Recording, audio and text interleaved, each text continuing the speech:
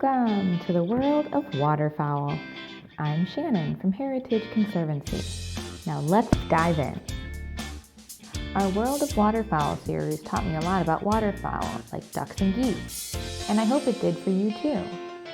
If you're looking for something to do with all of your new knowledge and to use your creativity, our friend Sean from John Heinz National Wildlife Refuge has a challenge for you. So today we have Sean Binninger from John Heinz National Wildlife Refuge with us. And we're thrilled that we could get together and chat about waterfowl. So I've heard that you helped to coordinate the Junior Duck Stamp Art Contest. Yes. Can you tell us about that? Yeah, so the Junior Duck Stamp Art Contest, that's been going on for over 30 years. It's run by the U.S. Fish and Wildlife Service. It's a national contest, so it's we take artwork from the contest takes artwork from across the country, but at the state level, each state runs its own kind of mini contest, and so I run the Pennsylvania contest, and I take artwork from across the state, and it's an opportunity for students to submit art drawings or paintings of ducks, swans, or geese, so North American waterfowl, and this is specifically for K through 12 students in Pennsylvania.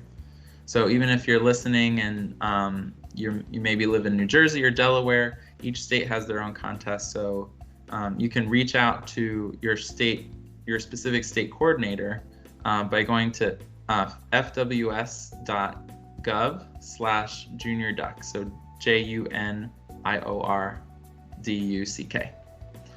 And you'd be able to find out who that coordinator is and who can kind of help you through the contest. And so it's an opportunity to draw or paint a duck, swan, or goose, and it's specifically in its native habitat. It's an opportunity for students to learn a little bit more about these waterfowl, really get into the details about the different colors and shapes of their body, and to learn more about their habitat too, and how important it is to protect it.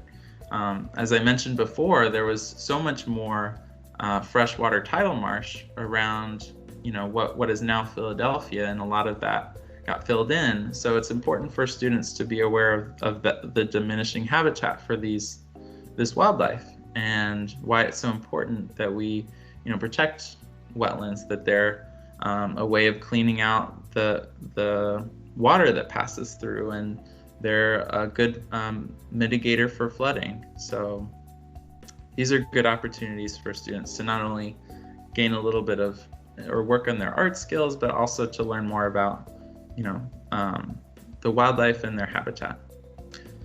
That's great. So can people start to get involved now? How do they start to put their art submissions together? Can they get going while they've got some time on their hands? Yeah, this is actually a really great time to get started with your artwork. So the contest for 2020 just ended. The deadline was March 15th for 2020, but I take artwork throughout the year for the following year's contest. So the deadline for 2021 is March 15th again, and it will be every year. And this is, like I said, a really good time to take your time and work on something that you're interested in. Taking a look at the maybe eligible species, all that information is on fws.gov/juniorduck. Picking out something that looks like you're interested in, maybe something that catches your eye. And some things to keep in mind are that the paper kind of has to look horizontal, so basically long ways. And I have some examples of some artwork I actually wanted to show you guys today, so you can kind of get an idea. So there's 4 age categories, and this was from the first age category, so K through 3rd grade, and this one won 3rd place in the contest, and is a Canada goose. So it's completely filled in. It's got great habitat in the background. It's standing in some grass. Everything's kind of colored in. The colors look really right. When you look at it, you can tell this is a Canada goose right away. So that's always like a good indicator of a good piece of art, and good for the contest because it's something that really evokes that species. This was in the second category and one honorable mention. So this is a pintail duck, the male and the female. So you can again see like great habitat in the background, the trees and the sky. Looks like it might be standing at the edge of a body of water. So those are the pintail ducks, and this person was 9 years old. Yeah. So just attention to detail like that can really take you a long way. This was from the third age group, so 7th to 9th grade. This person is 15. It's a buffle head, so that really pretty head swimming in the water. It's kind of near a tree with some of the sky. And then this is a gadwall, age 17. One honorable mention. And then it's got the cattails and some ducks flying overhead. So just some examples. It's really important to include the habitat in the background. Include as much color and detail as you can with the feathers, the shape of the beak. All those things really matter. The main thing the judges look for are, anatomical accuracy. So how closely does it look to the real thing? Artistic ability and detail, attention to detail, originality, and the other thing is making sure that if it was shrunk down, that it would still look really vibrant and recognizable, because it's called the Junior Duck Stamp Art Contest because the winner of the entire contest, so once the state chooses the very best artwork, that gets sent on to the national level. And so all 50 states artwork will compete against each other, and the best of that will be placed on a stamp. So the artwork gets put on a stamp that you can actually buy at the post office.